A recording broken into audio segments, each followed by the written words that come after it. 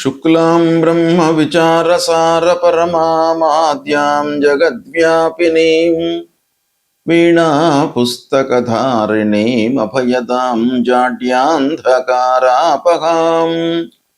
హస్తే స్ఫాటికమాలికాం విదదతీం పద్మాసనే సంస్థితాం వందే తాం పరమేశ్వరీం భగవతీం బుద్ధిప్రదాం శారదాం.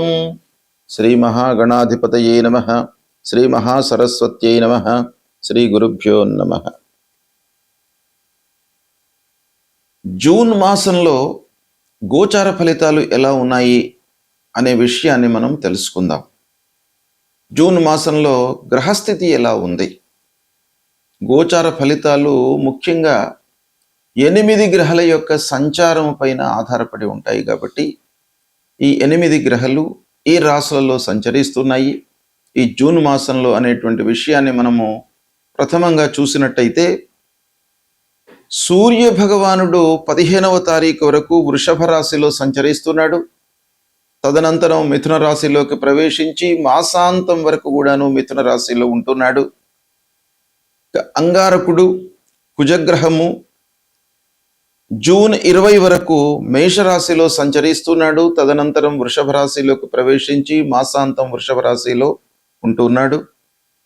బుధుడు జూన్ 22 వరకు మిథున రాశిలో సంచరిస్తున్నాడు. తర్వాత కర్కాటక రాశిలోకి ప్రవేశించి మాసం చివరి వరకు కూడాను కర్కాటక రాశిలో ఉంటున్నాడు. దేవగురువు అయినటువంటి బృహస్పతి గురుగ్రహము జూన్ 2వ తారీఖున కర్కాటక రాశిలోకి ప్రవేశిస్తున్నది. తదనంతరం కర్కాటక రాశిలో ఉంటున్నాడు. శుక్రుడు 8 జూన్ వరకు మిథున రాశిలో ఉంటున్నాడు. తదనంతరం కర్కాటక రాశిలోకి ప్రవేశించి మాసం చివరి వరకు కూడాను కర్కాటక రాశిలో సంచరిస్తున్నాడు. శనైశ్చరుడు మీనరాశిలో సంచరిస్తున్నాడు. రాహువు కుంభరాశిలో సంచరిస్తున్నాడు. కేతువు సింహరాశిలో సంచరిస్తున్నారు. ఈ విధంగా ఈ ముఖ్యమైనటువంటి గ్రహాల యొక్క స్థితి ఈ జూన్ మాసంలో ఉంది. కుంభరాశి వారికి జూన్ నెలలో గోచార ఫలితాలు ఎలా ఉన్నాయో తెలుసుకుందాం. కుంభరాశి అధిపతి శని మీనరాశిలో సంచరిస్తున్నాడు. అంటే ద్వితీయ స్థానంలో సంచరిస్తున్నాడు. ఏలినాటి శని ప్రభావం ఉంది కుంభరాశి వారికి. అయితే మిగతా గ్రహాల యొక్క స్థితి ఎలా ఉంది అనే విషయాన్ని మనం చూసినట్టయితే, 15వ తారీఖు వరకు సూర్యుడు చతుర్థ స్థానంలో సంచరిస్తున్నాడు. ఈ చతుర్థ స్థానము గోచార రీత్యా ప్రతికూలం కనుక ఇంటి లోపల అదనపు బాధ్యతలు మీకు కలిగేటువంటి అవకాశము ఉంది. తద్వారా కొంత ప్రెషర్ బిల్డప్ అవుతుంది. ఖర్చుల విషయం లోపల కానివ్వండి, వాళ్ళ పనులను పూర్తి చేయడం లోపల కానివ్వండి, అనవసరమైనటువంటి ఒక అసంతృప్తి మీ లోపల పెరిగేటువంటి అవకాశం 15వ తారీఖు వరకు ఉంది. ఈ 15 లోపు తల్లి యొక్క ఆరోగ్యం పైన కూడాను మీరు శ్రద్ధ వహించాలి. 4వ స్థానంలో సూర్యుడు గనక. ఇక 15 తరువాత పంచమ స్థానంలోకి ప్రవేశిస్తున్నాడు. పంచమ స్థానంలో సూర్యుడు సంచరిస్తున్నటువంటి సమయం లోపల విద్యార్థులకు, చదువుకునేటువంటి వాళ్లకు కొంత కాన్సంట్రేషన్ తగ్గడము, తర్వాత పిల్లల విషయం లోపల కొన్ని పనులు నెరవేరినప్పటికీ మనకు ఏదో రకమైనటువంటి ఆలస్యము అలాంటివి కలిగేటువంటి అవకాశము ఉంటుంది. అయితే పంచమ స్థానంలో సూర్యుడు కొంతవరకు అనుకూలతను కూడాను ఇస్తాడు. కాబట్టి ఆ సూర్యుడి యొక్క ప్రభావం మూలకంగా విద్యార్థులు కొంత దాన్ని ఉపయోగించుకున్నట్టయితే మంచి స్థాయిలో నిలిచే అవకాశాలు ఉంటాయి. ఇక 20వ తారీఖు వరకు కుజుడు తృతీయంలో సంచరిస్తున్నాడు. 3వ స్థానం కుజునికి అనుకూలమైనటువంటి స్థానం. కుజుడి మూలకంగా కుంభరాశి జాతకులకు బాగా కలిసి వస్తుంది. ఆత్మవిశ్వాసం పెరుగుతుంది. దృఢ సంకల్పంతో మీరు స్టెప్స్ వేస్తారు. ధైర్య సాహసాలను ప్రదర్శిస్తారు. తద్వారా ధైర్యే సాహసే లక్ష్మి అన్నట్టుగా కొంత మీరు ధైర్యంతో అడుగు వేస్తే మీకు ఆ లక్ష్మీ అమ్మవారి యొక్క అనుగ్రహం కూడాను కలుగుతుంది, డబ్బు వస్తుంది, ఆదాయం పెరుగుతుంది. ఇక 20 తర్వాత కుజుడు అర్ధాష్టమ స్థానంలోకి వస్తున్నాడు. అర్ధాష్టమ స్థానంలో కుజుని యొక్క ప్రభావము కొంత గ్యాప్ తీసుకువస్తుంది. అందరితో కూడాను, స్నేహితులతో, బంధువులతో, ఆత్మీయులతో, మనకు ఎవరైతే క్లోజ్గా మూవ్ అవుతున్నారో వాళ్ళందరి లోపల కూడాను ఒక రకమైనటువంటి గ్యాప్ ఏర్పడము, అంటే ఏదో అపోహలు ఇద్దరి మధ్యన ఏర్పడడం మూలకంగా కొంత కలతలు ఏర్పడేటువంటి అవకాశాలు ఉన్నాయి. కనుక కొన్ని జాగ్రత్తలు తీసుకోవాలి. వాహన మూలకంగా ఇబ్బందులు. ఇకపోతే బుధుడి యొక్క అనుకూలత ఉంది, అంటే మీరు విచక్షణతో పనులు చేసే అవకాశాలు ఉంటాయి. విద్యాభివృద్ధి కనబడుతుంది.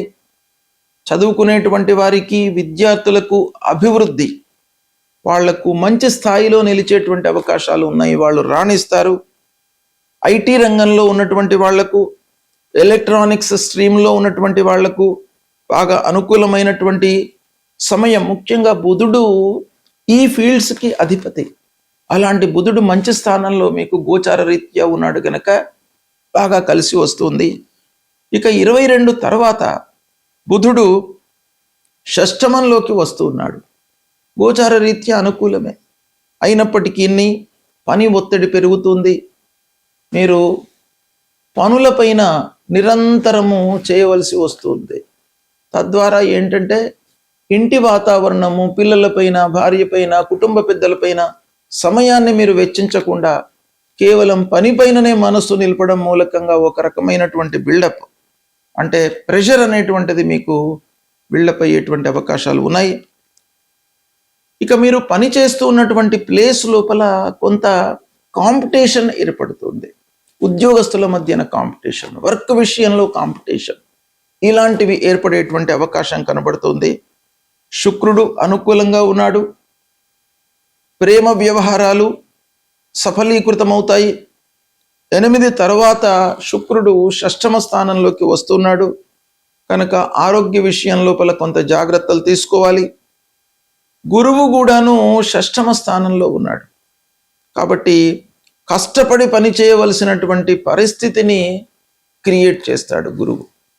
షష్టమ స్థానం మీరు అంటే కష్టపడితే ఫలితాన్ని ఇచ్చేటువంటి స్థానం అన్నమాట.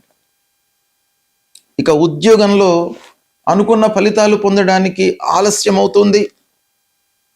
2వ స్థానంలో శని, ఆర్థిక పరమైనటువంటి ఇబ్బందులు, రావలసినటువంటి డబ్బు రాకపోవడము, ఆర్థికంగా కొన్ని ఇబ్బందుల మూలకంగా ముఖ్యమైనటువంటి పనులను మనము వాయిదా వేసుకోవడము లేదా వదులుకోవడము, ఇలాంటివి తలెత్తే అవకాశము ఉంది. రాహు మూలకంగా కొంత గందరగోళము, అయోమయమైనటువంటి స్థితి ఏర్పడుతుంది. అంటే నిర్ణయాలు తీసుకోవడంలో మీరు కొంత ఇబ్బంది పడతారు. డిసిషన్ మేకింగ్ లోపల కొన్ని ప్రాబ్లమ్స్ కనపడుతున్నాయి రాహు మూలకంగా.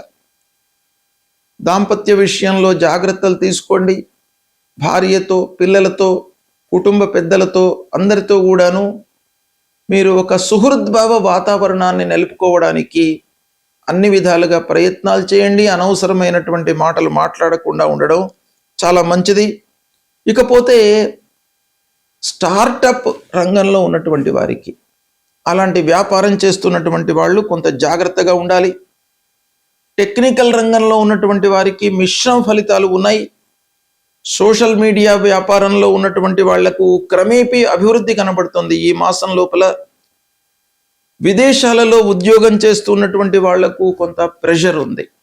వర్క్ ప్రెషర్ కానివ్వండి, ఉద్యోగంలో స్థిరత్వం విషయం లోపల ప్రెషర్ కానీ అలాంటివి ఉండేటువంటి అవకాశాలు ఉన్నాయి. తద్వారా కంపెనీ మారడము అనేటువంటిది కూడాను ఒక రకంగా మీ లోపల ఆలోచన వచ్చే అవకాశాలు కూడాను కనబడుతున్నాయి.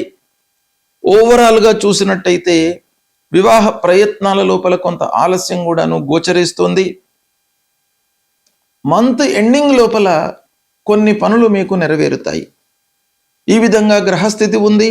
ఓవరాల్గా చూసినట్టయితే కుంభరాశి వారికి 55% మంచి ఫలితాలు గోచరిస్తున్నాయి.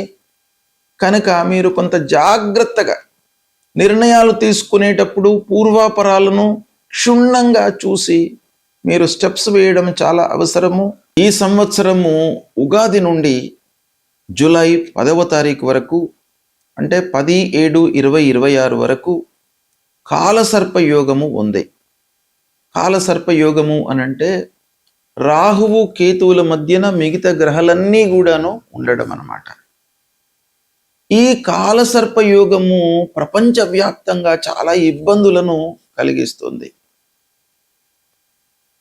మన దేశీయంగా ఆలోచించినట్టయితే ఇరుగు పొరుగు దేశాలతో, అంటే మన భారతదేశానికి నైబర్ కంట్రీస్ అన్నమాట, బంగ్లాదేశ్ కానివ్వండి, పాకిస్తాన్ కానివ్వండి, ఇలాంటివి ఇరుగు పొరుగు దేశాలతో సత్సంబంధాలు లేకపోవడము, వాళ్లతో గొడవలు, కలహాలు ఇలాంటివి జరగడానికి అవకాశాలు బాగా ఉంటాయి. ఆ ఇరుగు పొరుగు దేశాల యొక్క అధినేతలతో కూడాను మనకు అభిప్రాయ భేదాలు వస్తాయి. వాళ్ళు అరాచకాలు సృష్టించడానికి అవకాశాలు బాగా ఉంటాయి. యుద్ధ వాతావరణము నెలకొంటుంది. ప్రజల లోపల ఒక భయానకమైనటువంటి వాతావరణం ఏర్పడుతుంది. జన నష్టము జరిగే అవకాశాలు ఉంటాయి. పంటలకు హాని, తదనుగుణంగా ఆర్థికపరమైనటువంటి ఇబ్బందులు, ప్రపంచవ్యాప్తంగా యుద్ధాలు, ఆ యుద్ధాల యొక్క పర్యవసానం మూలకంగా ప్రపంచమే కాకుండా మన దేశీయంగా కూడాను ఆర్థికపరమైనటువంటి ఇబ్బందులు ఈ కాలసర్పయోగం మూలకంగా సంభవించే అవకాశాలు ఉన్నాయి. దీన్ని అందరూ కూడాను దృష్టిలో పెట్టుకొని మన లెవెల్లో మనము ఏ విధంగా దీన్ని కంట్రోల్ చేసుకోవాలి. ప్రపంచంలో జరుగుతున్న అన్ని సంఘటనలకు మనము వాటిని రెక్టిఫై చేసుకోవడం అనేది మన స్థితి, మన చేతిలో లేదు కనుక మనము ఇలాంటి పరిస్థితులను ఎలా అధిగమించాలి అనే విషయాన్ని మన లెవెల్లో మనం ఆలోచించుకొని దానికి అనుగుణంగా ఉండడము మనము అలవర్చుకోవాలి. అయితే ఈ సమయంలో కాలసర్పయోగం మూలకంగా ఇబ్బందులు కలుగుతాయి కనుక మనము భగవంతుణ్ణి ఆరాధించడము, నిత్యం కూడాను శివార్చన చేయడము, శివుడికి అభిషేకం చేయడము, శ్రీమన్నారాయణుణ్ణి కొలవడము, ఇలాంటివి చేసినట్టయితే మనకు కొన్ని ఇబ్బందులు కలగకుండా, మన వైపుకు రాకుండా ఉండడానికి అవకాశాలు ఉంటాయి. దీన్ని మీరు సద్వినియోగం చేసుకోండి.